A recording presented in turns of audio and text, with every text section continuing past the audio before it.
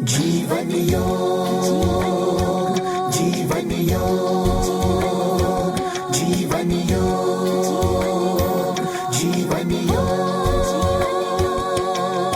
धर्म अर्थ के काम मोक्ष नो मार्ग छे आयोग।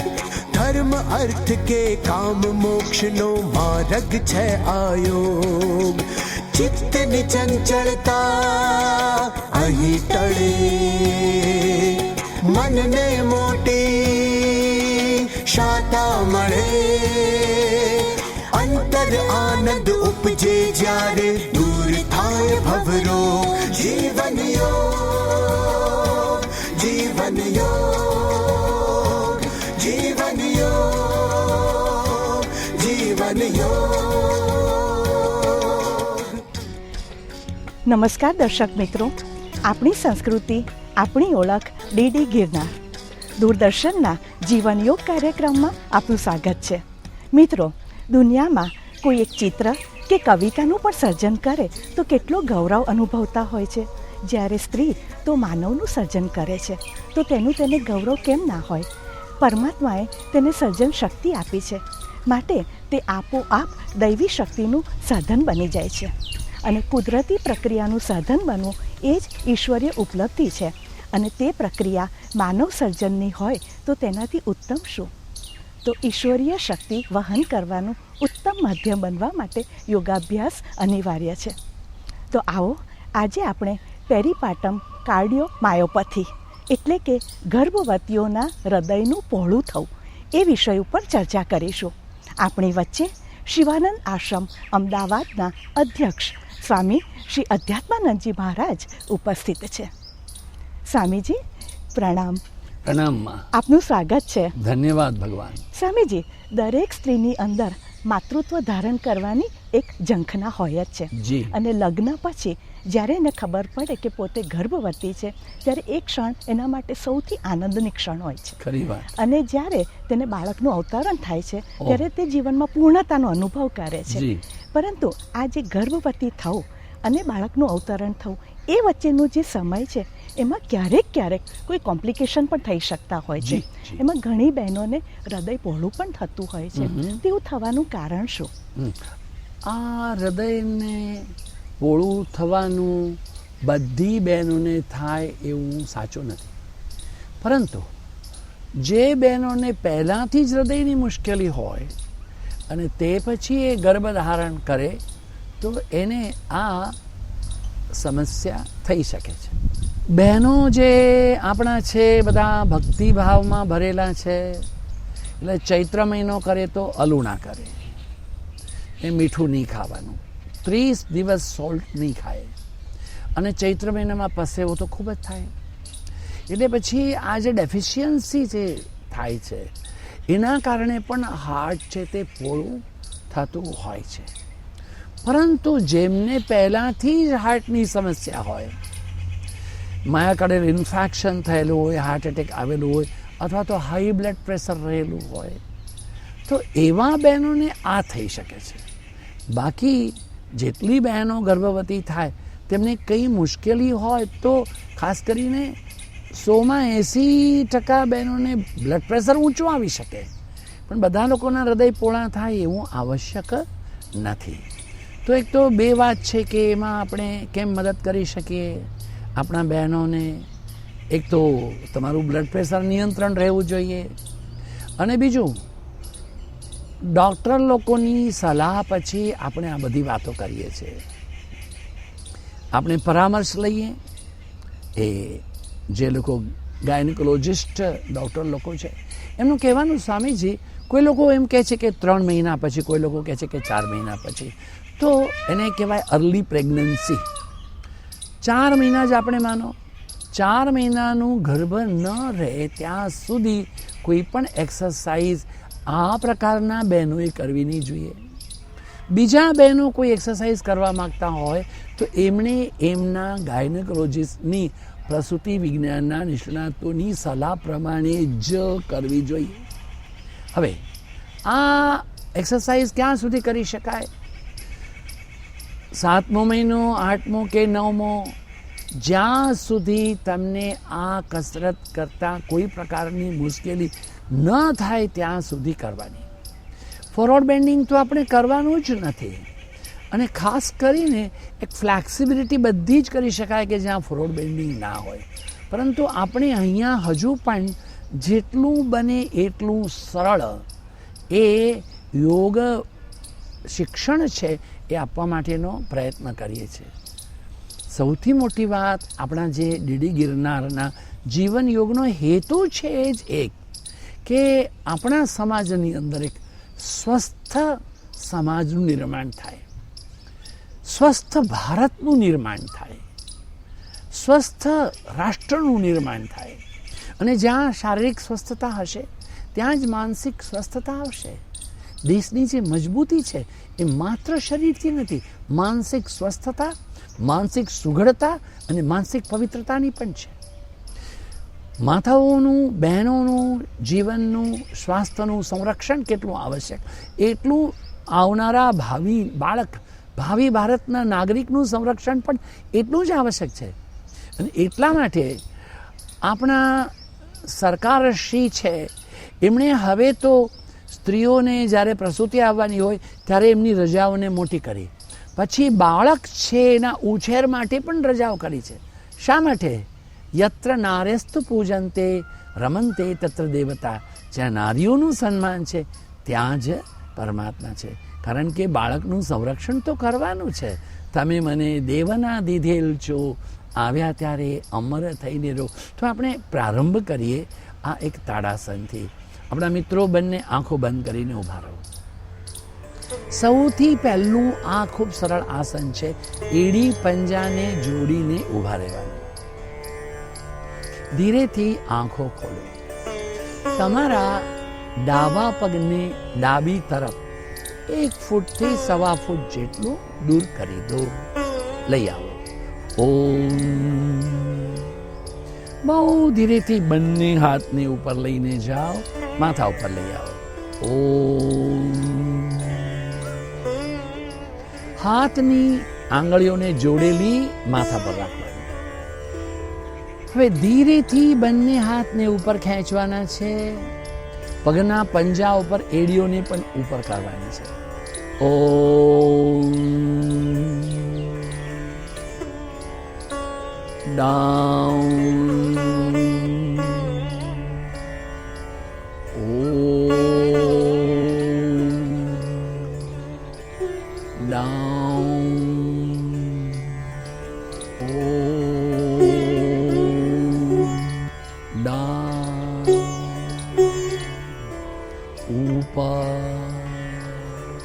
અને નીચે. બંને હાથની ઉપર લઈ જાઓ. ઓમ. હવે આપણે તિર્યક તાડાસન કરીએ. પહેલા ડાબે પછી જમણે. જેટલું બને એટલું ધીરે, શાંતિથી, ઉતાવળ નહીં. ગર્ભમાં બાળક છે એને સાચવવાનું છે. જમણે. ઓમ.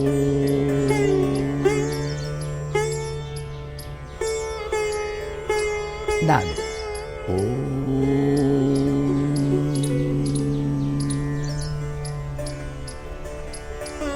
જમણે.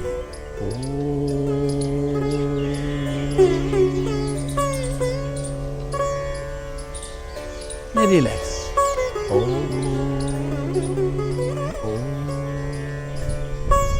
અને હવે આપણે અર્ધ કટી ચક્રાસન છે એનો પહેલો પ્રકાર જોઈએ. બંને હાથને આમ છાતીની સમક્ષ સીધા લાવવાના. ઓમ. અને ડાબી તરફ.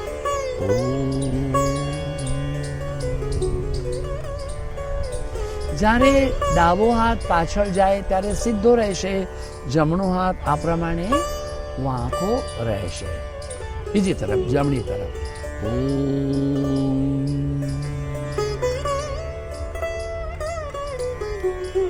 બીજી તરફ.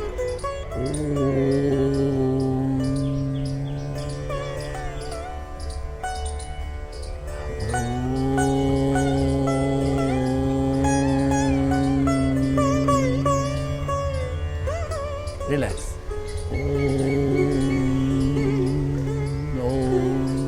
બંને પગને જોડી દો. ઓમ. અને અર્ધ કટી ચક્રાસનનો પ્રકાર બીજો.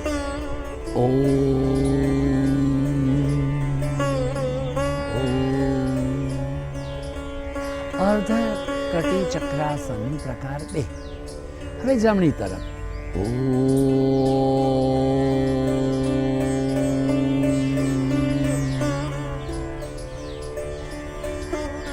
ડાબી તરફ.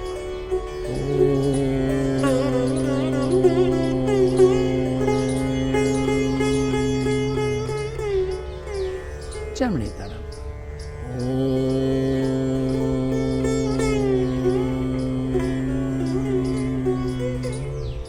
અને હવે રિલેક્સ.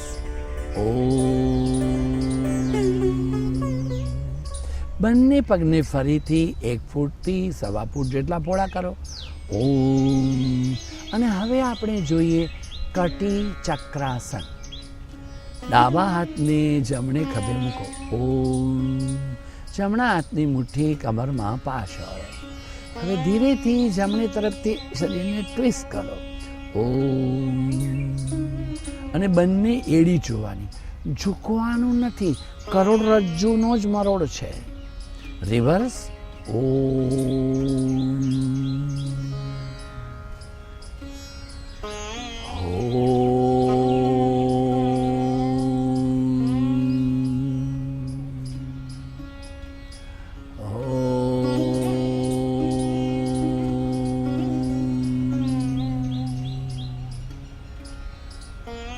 જમણી તરફ.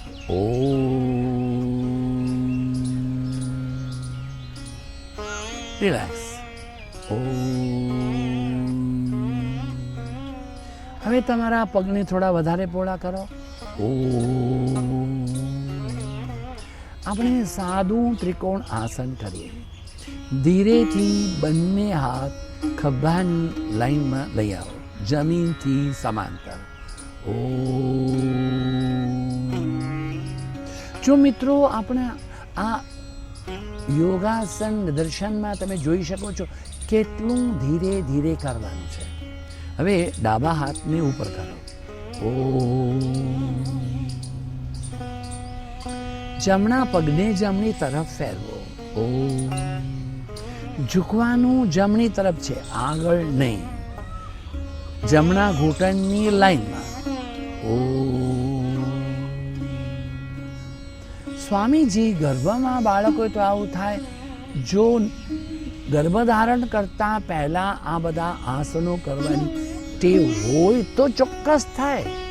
નહીં તો જરૂર નથી કે તમારો હાથ અહીંયા સુધી આવે. તમારો હાથ ઘૂંટણ સુધી પણ આવે, સાથળ સુધી પણ આવે તો પણ વાંધો નહીં. પણ ત્રિકોણાસનના પોતાના બહુ ગુણો અને બહુ મોટો ઉપકાર છે. પાછા આવીએ.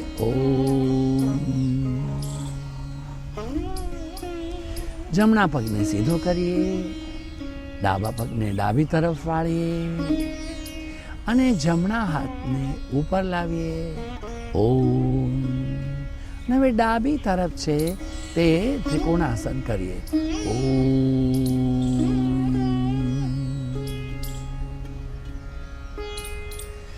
ત્રિકોણ આસન શરીરનું સંતુલન તો રહે છે, કમરની ફ્લેક્સિબિલિટી વધે છે. આ ઇલિયમ પેલ્વિક છે એ પણ થોડા છે મજબૂત થાય છે. એટલે બાળકને પ્રસૂતિના સમયે જ્યારે ગર્ભમાંથી બહાર આવે ત્યારે માતાને એની સંવેદના ઓછી થાય છે.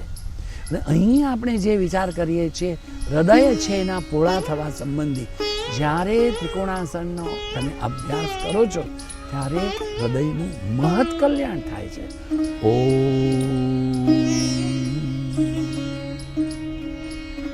બંને હાથ નીચે.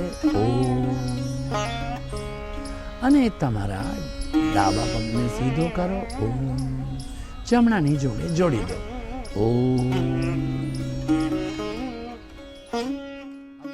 મિત્રો, આપણે ગર્ભવતીઓના હૃદયનું પહોળું થવું એ વિષય ઉપર ચર્ચા કરી રહ્યા છીએ. હજી એ ચર્ચા ચાલુ રાખીશું. એ પહેલાં સમય થયો છે એક નાનકડા વિરામનો. જીવન યોગ, જીવન યોગ. મિત્રો, વિરામ બાદ જીવનયોગ શ્રેણીમાં આપનું સ્વાગત છે. આપણે ગર્ભવતીઓના હૃદયનું પહોળું થવું એ વિષય ઉપર ચર્ચા કરી રહ્યા છીએ. આપણી સાથે છે સ્વામી શ્રી અધ્યાત્માનંદજી મહારાજ.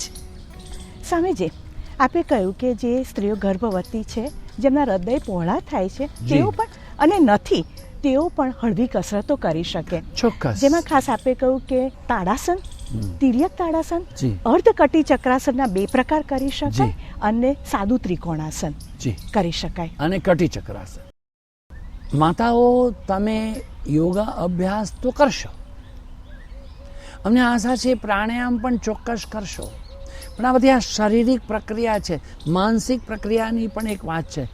મારા બાળકને કંઈ થઈ જશે તો ના ના ના, આવા એક નિરાપદ, જેને કહેવાય નકારાત્મક ચિંતનમાં કોઈ દિવસે નહીં જીવશો.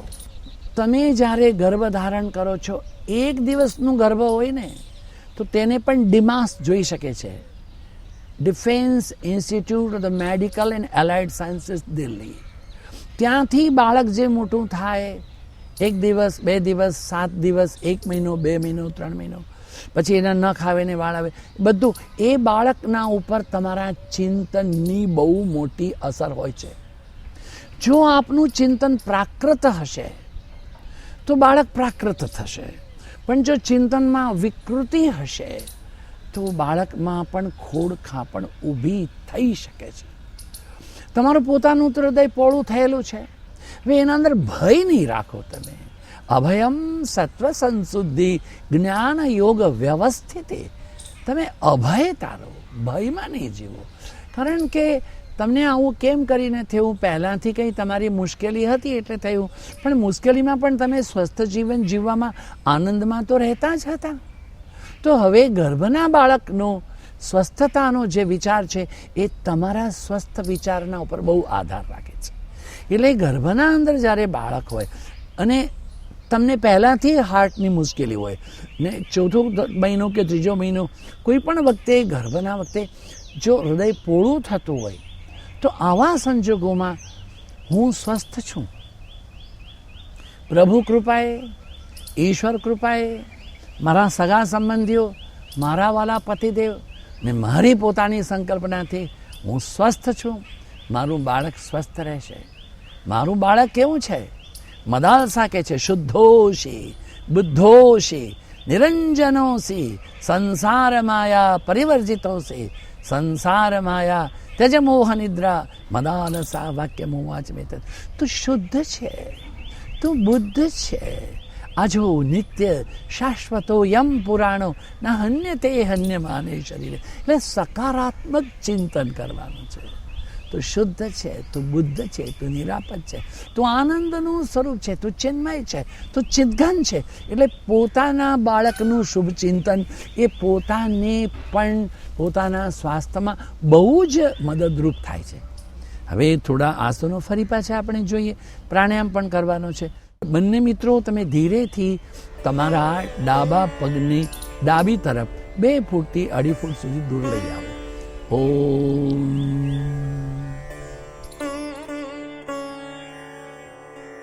બંને હાથને ખભાની લાઈનમાં લાવો. ઓમ.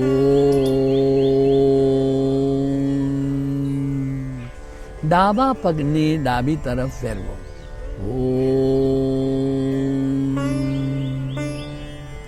માત્ર તમારા ડાબા ઘૂંટણ છે એને થોડું આગળ ધક્કો મારો. ઓમ. જોવાનું તમારે ડાબી તરફ છે. એક યોદ્ધા કેમ થાય? જગત જનની જગદંબા રાજરાજેશ્વરી અખિલાંડ કોટી નાયકે દુર્ગા દુર્ગતિ નાશિની, એવું એક વીરભદ્રનું ભાવ. શા માટે? મારું બાળક વીર થાય. હૃદય છે પોળું થયેલું છે, તો આ પ્રમાણે જ્યારે તમે શૌર્ય અને ઔદાર્ય અને એના વચ્ચે રહો છો, તમારા મનના ઉપર પણ એ અતિમનસ્સંસ્થા છે એની પણ અસર થતી હોય છે. હવે ધીરેથી તમારો હાથ છે તેને, તમારો જે ડાબો હાથ છે તેને નીચે લાવો ડાબે, અને ઉપરના હાથને પાર્શ્વ ત્રિકોણ કરો. ઓમ. પાર્શ્વ ત્રિકોણ. પેલા આપણે જોયું હતું વીરભદ્ર, હવે થયું પાર્શ્વ ત્રિકોણ. ધીરેથી બંને હાથની ઉપર લાવો પાછા.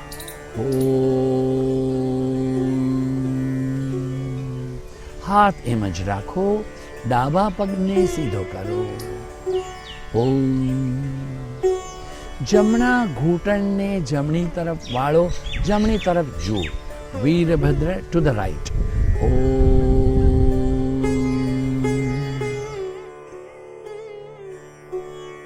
ધીરેથી આમાંથી જ પાર્શ્વ ત્રિકોણાસન કરો.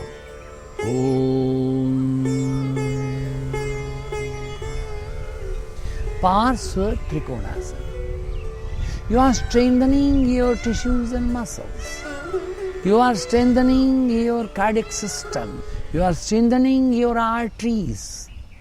હૃદય છે એની સ્વસ્થતા, એની મજબૂતી, એમાં લોહી રક્તને લાવનારી શિરાઓ ધમનીઓ તમામની કાર્યક્ષમતા છે એમાં વધારો થાય છે જ્યારે આપણે આ પ્રમાણે પગમાં વજન આપીએ છીએ, સાથળમાં આપીએ છીએ અને હાથમાં આપીએ છીએ. એટલે the circulation of blood increases and it helps to the all walls of the heart.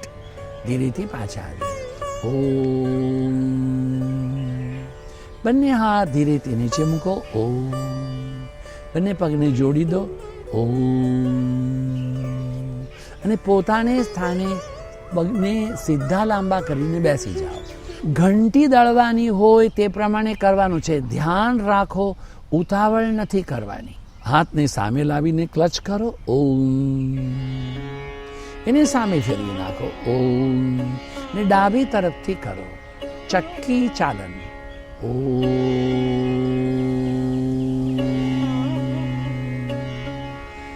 બે,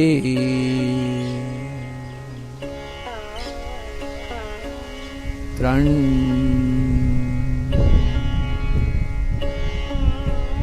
ચાર. સ્ટોપ. બીજી તરફ. બહુ ધીરે ધીરે શાંતિથી. બે, ત્રણ, ચાર. સ્ટોપ. હાથ નીચે, બંને પગને જોડી દો.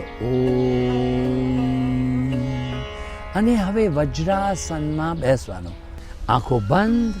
સૌથી મોટી વાત છે જેટલી વખત તમે ઊંડું ધ્યાન કરી શકો કરવા. ખાસ કરીને ઓમકાર કરો.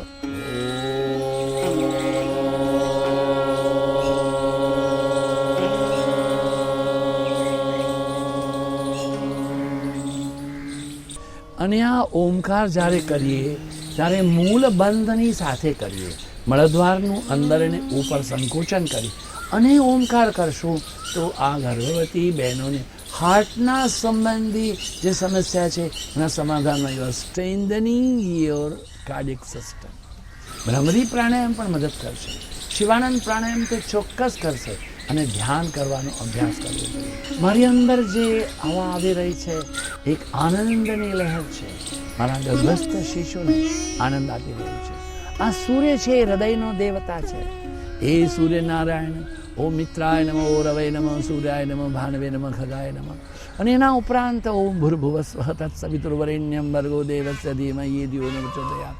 અથવા તો હે ખુદાના બંદા, હે સૂરજ, તમારી શક્તિ છે, તમારી ઊર્જા છે, તમે આ હૃદયના અધિષ્ઠાત્ર કાર્યક્ષમતા પ્રદાન કરનારા દેવ છો. તમે કૃપા કરીને મારા હૃદયને પણ મજબૂત કરો. તો પછી આ બધાનું નિવારણ થઈ શકે છે. સ્વામીજી, દૂરદર્શન વતી હું આપનો ખૂબ ખૂબ આભાર વ્યક્ત કરું છું. ધન્યવાદ. નમસ્કાર. નમસ્કાર ભગવાન. દર્શક મિત્રો, આપને યોગ સંબંધી કોઈ પણ પ્રશ્ન હોય કે આપના પ્રતિભાવ વ્યક્ત કરવા માંગતા હો તો ચોક્કસ પત્ર વ્યવહાર કરી શકો છો. અમારું સરનામું છે નિયામક શ્રી જીવન યોગ કાર્યક્રમ વિભાગ, દૂરદર્શન કેન્દ્ર, થલતેજ ટેકરા, અમદાવાદ 380054. जीवन झंझा सुख दुख ने फरता टापाटा, गुलाब केरी गंध